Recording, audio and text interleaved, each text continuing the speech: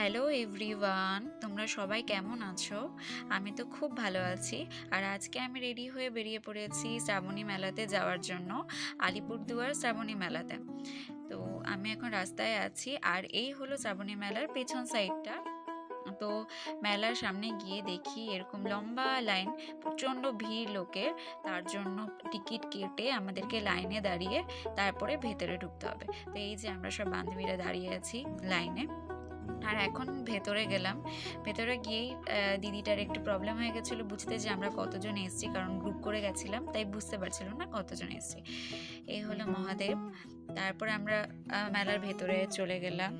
বিভিন্ন দোকান বসেছে, ব্যাগসের, অনেক কসমেটিক্সের দোকান। কিছু দোকান বসেছে বা কিছু দোকান বসেও নি, জানি না কেন। এখানে ছিল বিভিন্ন রকমের ড্রেসের দোকান। তারপরে আমাদের চোখ চলে গেল জুয়েলারির দিকে। আর এখানে না